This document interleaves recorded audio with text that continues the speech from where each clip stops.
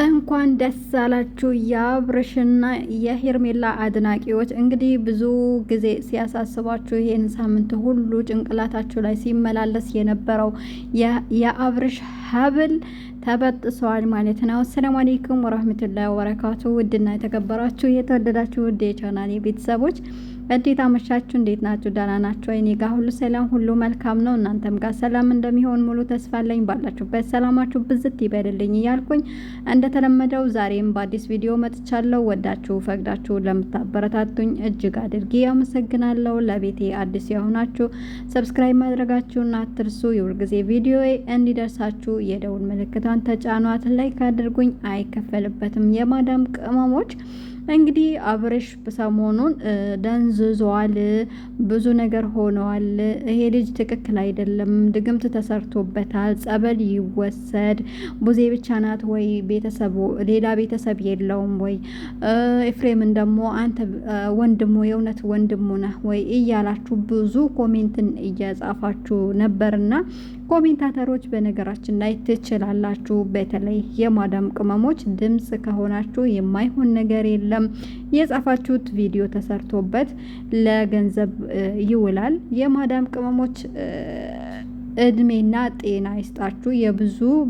የብዙ ሰውን ቤት ማብራት አብረታችኋል ብዬ ነው ማስበው። እናንተ የማዳም ለራሳችሁን እንደ ሻማ እየቀለጣችሁ ብዙዎችን ደስታቸውን እያስገኛችሁ ነው እና እናመሰግናለን። እኛም በአቅማችን እናመሰግናችሁ ይገባል። በተለይ እኛ ዩቲዩበሮች በእጅ የያዙት ወርቅ እንደ መዳብ ይቆጠራል ይባላል እና እናንተ ባትኖሩ ይሄን ያክል እይታ ማንም አያገኝም ነበር። ይሄን ያክልም ሰብስክራይብ ደግሞ አያገኙም ነበርና ዛሬ ያው አብርሽ ቤት ቪዲዮ ተለቋል። ብዙ ያው የዳኒና የቡዜ እጅ አለበት። በተለይ ዳኒ መጀመሪያ ጊዜ ነቅቶ አብርሽ በሰላሙ አይደለም፣ ቡዜ ነይ ወንድምሽን ተመልከችው፣ እንደ ሌላ ጊዜው አይደለም፣ ሄርሜላን በጣም ይወዳታል። ስለዚህ አሁን ምን ተገኘ? በመሀል በድንገት ተነስቶ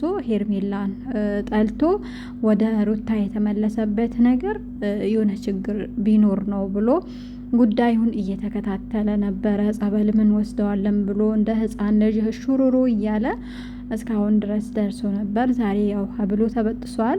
ያው ወደ ራሱ እንዲመለስ ብዙ ትሪትመንት ነገሮች ያስፈልጉታል።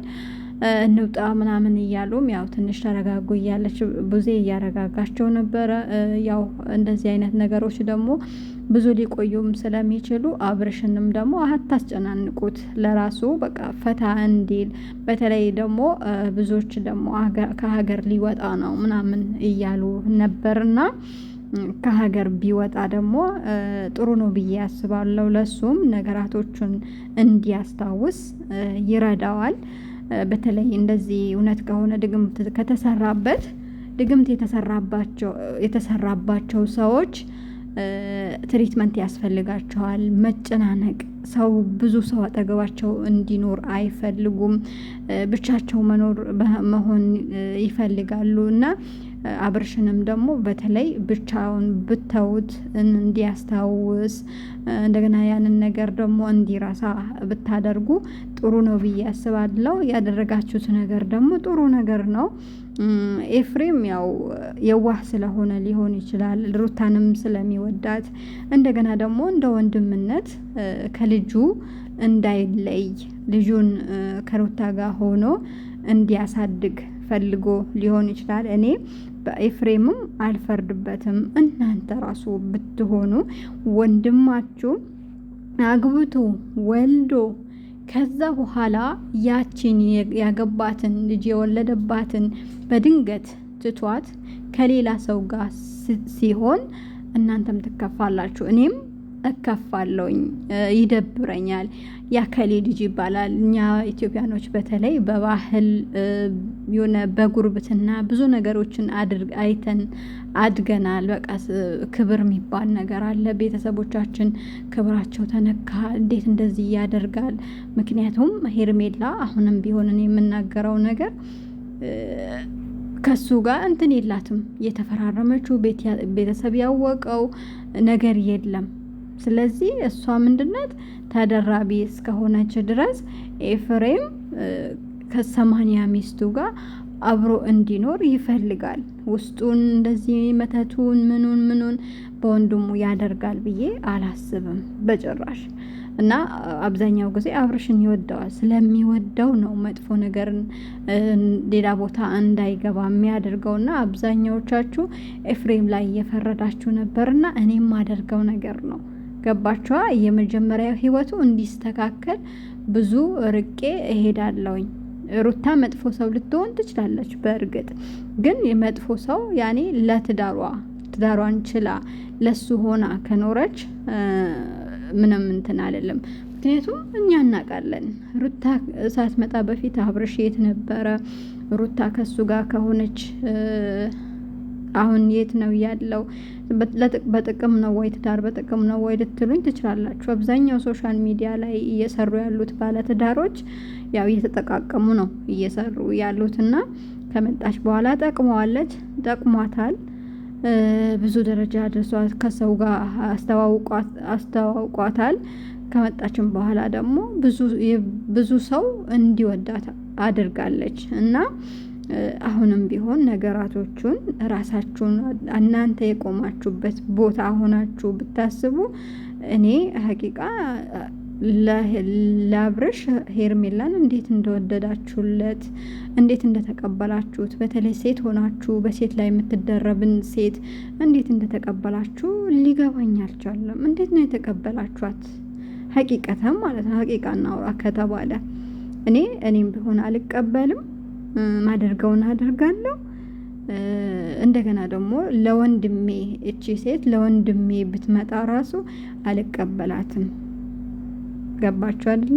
እና ብዙዎቻችሁ ነጋሼ ለምን አልገቡበትም በጉዳዩ እንደዚህ ለምን አላሉ ምናምን የምትሉ ሰዎች አንዳንዴ እኔ ሳስበው ሀቂቃ ድራማ ነው የሚመስለኝ እየሰሩ ያሉትና ድራማ ያው አሁን ላይ እንደዛ ካልተሰራ ዩቲዩብ የሚያይ ሰው የለም። ጥሩ ነገር ንጹህ ነገር ይዛችሁ ብትመጡ 100-200 ሰው ነው የሚያየው።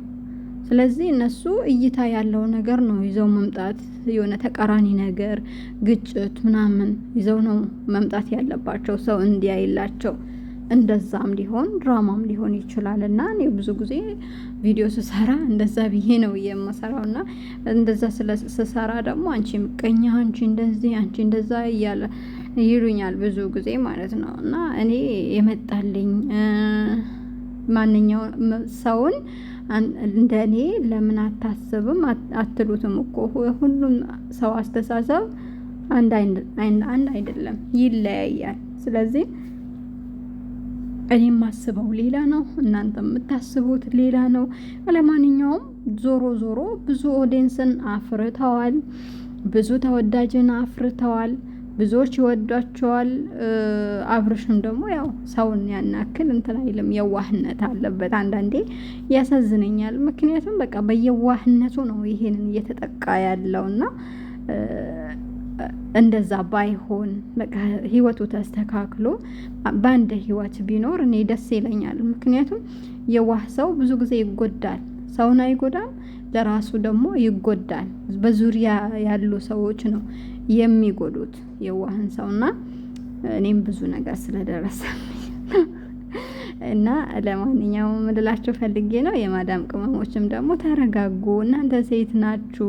በሴትነታችሁ እናንተ ለፍታችሁ ደግማችሁ ትዳራችሁ ትዳሬ ነው ብላችሁ በቃ ነገ አርፍበታለሁ እደሰትበታለሁ ምናምን ብላችሁ በቃ የሆነ ከዚህ ሰው ውጭ ሌላ ሰው አይታየኝም ብላችሁ ጅግራችሁን አግብታችሁ እየኖራችሁ እያላችሁ በመሀል ደግሞ የሆነ ሰው መጥቶ ትዳራችሁን ሲበትንባችሁ ምን ይሰማችኋል?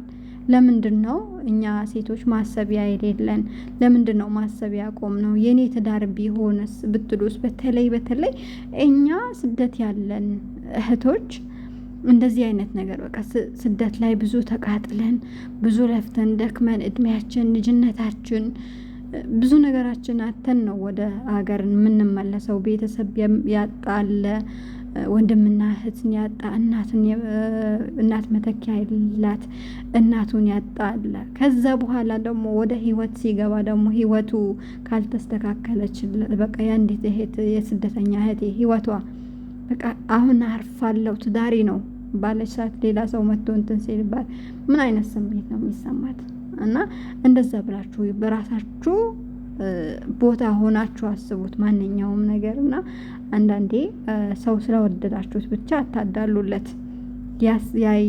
ያኔ ጓደኛሽም ትሁን ጎረቤትሽም ትሁን እህትሽም ትሁን ያየሽባትን ነገር ተናገሪያት። ያንን ነገር ስትናገሪያት ነው የምታስተካክለው እንጂ አይ ይሄ ጥሩ ነው ካልሻት ያ ጥሩ ነው ብላ ልትቀጥልበት ትችላለች። ስለዚህ መጀመሪያውኑ ያየሽውን ነገር ምን ማድረግ አለብሽ? እያስተካከልሽ መሄድ እየነገርሽ መሄድ ነው ያለብሽ ብዬ ነው ማስበው እኔ እንደኔ ሀሳብ። ለማንኛውም ይሄን አክል ካልኳችሁ ይበቃችኋል። ይህንን የመሰለው ውብ ቦታ እየጎበኛችሁ እኔንም ላይክ እያደረጋችሁኝ ሰብስክራይብ እያደረጋችሁኝ በሌላ ቪዲዮ ደግሞ እስከምንገናኝ የማዳም ቅመሞች ባላችሁበት ሰላማችሁ ብዝት ይበድልኝ እያልኩኝ በዚህ ልሰናበታችሁ። ላይኩን አትርሱት። ታዩታላችሁ ላይክ አታደርጉም። ሰላም አለይኩም ወራህመቱላሂ ወበረካቱ። መልካም ምሽትን ተመኘሁላችሁ።